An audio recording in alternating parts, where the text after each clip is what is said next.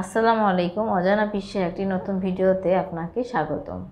আজকে আলোচনা করব ব্রিটিশ শাসন আমলে ভারতীয় জাতীয়বাদী আন্দোলনের প্রধান নেতা মহাত্মা গান্ধীকে নিয়ে। মোহনদাস করমচাঁদ গান্ধী বা মহাত্মা গান্ধী 2 অক্টোবর 1869 সালে জন্মগ্রহণ করেন। তিনি ছিলেন অন্যতম ভারতীয় রাজনীতিবিদ, ভারতের স্বাধীনতা আন্দোলনের অগ্রগামী ব্যক্তিবর্গের মধ্যে একজন এবং প্রভাবশালী আধ্যাত্মিক নেতা। এছাড়াও তিনি ছিলেন সত্যাগ্রহ আন্দোলনের প্রতিষ্ঠাতা, যার মাধ্যমে স্বৈরশাসনের বিরুদ্ধে জনসাধারণ তাদের অভিমত প্রকাশ করে। এই আন্দোলন প্রতিষ্ঠিত হয়েছিল অহিংস মতবাদ বা দর্শনের উপর ভিত্তি করে এবং এটি ছিল ভারতীয় স্বাধীনতা আন্দোলনের অন্যতম চালিকা শক্তি। সারা বিশ্বে মানুষের স্বাধীনতা এবং অধিকার পাওয়ার আন্দোলনের অন্যতম অনুপ্রেরণা। গান্ধী ভারতে এবং বিশ্বজুড়ে মহাত্মা বা মহান আত্মা এবং বাপু বা বাবা নামে পরিচিত। ভারত সরকার সম্মানার্থে তাকে ভারতের জাতির জনক হিসেবে ঘোষণা করেছে। 2 অক্টোবর তার জন্মদিন ভারতে গান্ধী জয়ন্তী হিসেবে যথাযোগ্য মর্যাদায় পালিত হয়। 2007 সালের 15 জুন জাতিসংঘের সাধারণ সভায় 2 অক্টোবরকে আন্তর্জাতিক অহিংস দিবস হিসেবে ঘোষণা করা হয়েছে। জাতিসংঘের সকল সদস্য দেশ এই দিবস পালনে সম্মতি জ্ঞাপন করে। একজন শিক্ষিত ব্রিটিশ আইনজীবী হিসেবে দক্ষিণ আফ্রিকায় নিপীড়িত ভারতীয় সম্প্রদায়ের নাগরিকদের অধিকার আদায়ের আন্দোলনে গান্ধী প্রথম তার অহিংস শান্তিপূর্ণ নাগরিক আন্দোলনের মতাদর্শ প্রয়োগ করেন। ভারতে ফিরে আসার পরে তিনি কয়েকজন দুস্থ কৃষক দিনমজুরকে সাথে নিয়ে বৈষম্যমূলক কর আদায় ব্যবস্থা, বহু বিস্তৃত বৈষম্যের বিরুদ্ধে আন্দোলন গড়ে তোলেন এবং দেওবন্দীদের অধীনে খিলাফত আন্দোলন শুরু করেন। ভারতীয় জাতীয় কংগ্রেসের নেতৃত্বে আসার পর গান্ধী সমগ্র ভারতব্যাপী দারিদ্র্য দূরীকরণ, নারী স্বাধীনতা, বিভিন্ন জাতিগোষ্ঠীর মধ্যে ভ্রাতৃত্ব প্রতিষ্ঠা, বর্ণ বৈষম্য দূরীকরণ, জাতির অর্থনৈতিক সচ্ছলতা সহ বিভিন্ন বিষয়ে প্রচার শুরু করেন। কিন্তু এর সবগুলোই ছিল স্বরাজ অর্থাৎ ভারতকে বিদেশি শাসন থেকে মুক্ত করার লক্ষ্যে। 1930 সালে গান্ধী ভারতীয়দের লবণ করের বিরুদ্ধে প্রতিবাদে 400 কিলোমিটার বা 248 মাইল দীর্ঘ ড্যান্ডি লবণ কুচকাওয়াজের নেতৃত্ব দেন, যা 1942 সালে ইংরেজ শাসকদের প্রতি সরাসরি ভারত ছাড়ো আন্দোলনের সূত্রপাত ঘটায়। তিনি বিভিন্ন সময় বিভিন্ন কারণে বেশ কয়েকবার দক্ষিণ আফ্রিকা এবং ভারতে কারাবরণ করেন। মহাত্মা গান্ধী সমস্ত পরিস্থিতিতেই অহিংস মতবাদ এবং সত্যের ব্যাপারে অটল থেকেছেন। তিনি সাধারণ জীবনযাপন করতেন এবং একটি স্বায়ত্তশাসিত আশ্রম প্রতিষ্ঠা করেন। তার নিজের পরিধেয় কাপড় ছিল ঐতিহ্যবাহী ভারতীয় ধুতি এবং শাল, যা তিনি নিজেই চরকায় বুনতেন। তিনি সাধারণ নিরামিষ খাবার খেতেন, শেষ জীবনে ফলমূলই বেশি খেতেন। আত্মশুদ্ধি এবং প্রতিবাদের জন্য তিনি দীর্ঘ সময় উপবাস থাকতেন। প্রাথমিক জীবন। মোহনদাস করমচাঁদ গান্ধী 1869 সালের 2 অক্টোবর পোরবন্দরের হিন্দু মধ্য পরিবারে জন্মগ্রহণ করেন। তার পিতা করমচাঁদ গান্ধী ছিলেন পোরবন্দরের দেওয়ান প্রধানমন্ত্রী। মা পুতলিবা করমচাঁদের চতুর্থ স্ত্রী ছিলেন। পুতলিবা প্রণামী বৈশ্য গোষ্ঠীর ছিলেন। করমচাঁদের প্রথম 2 স্ত্রীর প্রত্যেকেরই একটি করে কন্যা সন্তান জন্ম দিয়েছিলেন। অজানা কারণে তাদের মৃত্যু হয়েছিল। গান্ধীর ব্যাপারে তার বোন মন্তব্য করেন, তিনি খেলাধুলা কিংবা ঘোরাঘুরির ব্যাপারে পারদের মতো নিশ্চল ছিলেন। তার শৈশবকালে প্রিয় খেলা ছিল কুকুরের কান মোচড়ানো। ধার্মিক মায়ের সাথে এবং গুজরাটের জৈন প্রভাবিত পরিবেশে থেকে গান্ধী ছোটবেলা থেকেই জীবের প্রতি অহিংসা, নিরামিষ ভোজন, আত্মশুদ্ধির জন্য উপবাসে থাকা, বিভিন্ন ধর্মাবলম্বী ও সম্প্রদায়ের পারস্পরিক সহিষ্ণুতা ইত্যাদি বিষয় শিখতে শুরু করেন। তিনি জন্মেছিলেন হিন্দু বৈশ্য গোত্রে, যা ছিল ব্যবসায়ী গোত্র।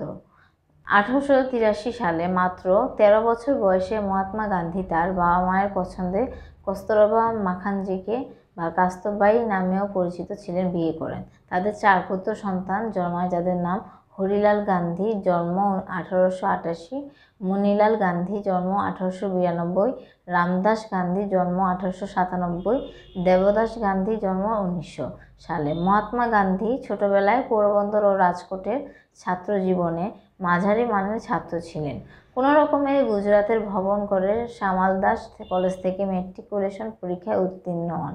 তিনি কলেজেও সুখী ছিলেন না, কারণ তার পরিবারের ইচ্ছে ছিল তাকে আইনজীবী করা। 18 বছর বয়সে 1888 সালের 4 সেপ্টেম্বর ব্যারিস্টারি পড়ার জন্য ইউনিভার্সিটি কলেজ লন্ডনে যান। রাজকীয় রাজধানী লন্ডনে তার জীবনযাপন ভারতে থাকতে তার মায়ের কাছে করা শপথ দ্বারা প্রভাবিত ছিল।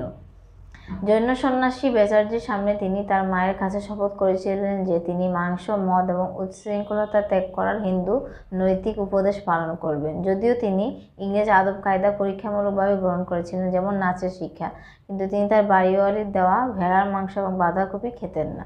তিনি লন্ডনের গুটি কয়েক নিরামিষভোজী খাবারের দোকানের একটিতে নিয়মিত যেতেন। শুধু তার মায়ের কথায় সাধারণ নিরামিষভোজী জীবনযাপন না করে তিনি এ বিষয়ে পড়াশোনা করে একান্ত আগ্রহী হয়ে নিরামিষ ভোজন করেন। নিরামিষভোজী সংঘে যোগ দেন এবং কার্যকরী কমিটির সদস্য নির্বাচিত হন। এই সংস্থার একটি স্থানীয় শাখাও প্রচলন করেন। তার এই অভিজ্ঞতা পরবর্তী জীবনে সাংগঠনিক কার্যক্রমে অনেক কাজে লাগে। নিরামিষভোজী অনেক সদস্যই আবার থিওসফিক্যাল সোসাইটি এর সদস্য ছিলেন, যা 1875 সালে সার্বজনীন ভ্রাতৃত্বের উদ্দেশ্যে গঠিত হয়েছিল এবং এতে ধর্মশিক্ষায় বৌদ্ধ এবং হিন্দু ব্রাহ্মণ্য সাহিত্য পড়ানো হতো। তারা গান্ধীকে ভগবত গীতা পড়তে উৎসাহিত করেছিলেন। আগে ধর্ম বিষয়ে তেমন কোনো আগ্রহ না থাকলেও গান্ধী হিন্দু, খ্রিস্টান, বৌদ্ধ, ইসলাম সহ অন্যান্য ধর্ম এবং বিভিন্ন রীতি সম্পর্কে পড়াশোনা করেন। গান্ধীজি দাদা আবদুল্লাহ অ্যান্ড সন্সের আইনজীবী হিসেবে দক্ষিণ আফ্রিকা যান। দক্ষিণ আফ্রিকা গান্ধীর জীবনকে নাটকীয়ভাবে পরিবর্তন করে দেয়। এখানে তিনি ভারতীয় ও কৃষ্ণাঙ্গদের প্রতি সাধারণভাবে প্রচলিত বৈষম্যের শিকার হন। একদিন ভারবানের আদালতে ম্যাজিস্ট্রেট তার পাগড়ি সরিয়ে ফেলতে বলেন। গান্ধী তা অগ্রাহ্য করেন এবং আদালত কক্ষ থেকে ক্ষোভে বেরিয়ে পড়েন। তাকে প্রথম শ্রেণীর বৈধ টিকিট থাকা সত্ত্বেও পিটার ম্যারিজবার্গের একটি ট্রেনের প্রথম শ্রেণীর কামরা থেকে তৃতীয় শ্রেণীর কামরায় যেতে বাধ্য করা হয়। স্টেজ কোচে ভ্রমণের সময় একজন চালক তাকে প্রহার করে, কারণ তিনি এক ইউরোপীয় যাত্রীকে জায়গা করে দেওয়ার জন্য ফুটবোর্ডে চড়তে রাজি হননি। যাত্রাপথে তাকে আরও কষ্ট করতে হয় এবং অনেক হোটেল থেকে তাকে বহিষ্কার করা হয়। এই ঘটনাগুলো তার পরবর্তী সামাজিক কার্যকলাপের মোড় ঘুরিয়ে দেওয়ার পিছনে মুখ্য ভূমিকা রাখে। ভারতীয়দের বিরুদ্ধে বর্ণবাদ, কুসংস্কার এবং অবিচার লক্ষ্য করে গান্ধী তার জনগণের মর্যাদা এবং অবস্থান নিয়ে প্রশ্নবিদ্ধ হয়ে ওঠেন। দক্ষিণ আফ্রিকায় ভারতীয়দের ভোটাধিকার ছিল না। এই অধিকার আদায়ের বিরুত্থাপনের জন্য তিনি আরও কিছুদিন দেশটিতে থেকে যান। বিলের উদ্দেশ্য সিদ্ধ না হলেও এই আন্দোলন সে দেশের ভারতীয়দেরকে অধিকার সচেতন করে তুলেছিল। 1894 সালে গান্ধী নাটোল ইন্ডিয়ান কংগ্রেস প্রতিষ্ঠা করেন। এই সংগঠনের মাধ্যমে সেখানকার ভারতীয়দেরকে রাজনৈতিকভাবে সংঘবদ্ধ করেন। 1897 সালের জানুয়ারিতে ভারতে এক সংক্ষিপ্ত সফর শেষে ফিরে আসার পর একদল শ্বেতাঙ্গ মব তাকে প্রাণে মেরে ফেলার চেষ্টা করে। গান্ধী এইসব সদস্যদের বিরুদ্ধে কোনো অভিযোগ করেননি, কারণ তার মতে কারো ব্যক্তিগত ভুলের জন্য পুরো দলের বিরুদ্ধে প্রতিশোধ নেওয়াকে তিনি সমর্থন করেন না। 1906 সালে ট্রান্সভাল সরকার উপনিবেশে ভারতীয়দের নিবন্ধনে বাধ্য করার জন্য একটি আইন পাশ করে। 11 সেপ্টেম্বর জোহান্সবার্গে সংগঠিত এক গণপ্রতিরোধে গান্ধী সবাইকে এই আইন বর্জন করতে বলেন।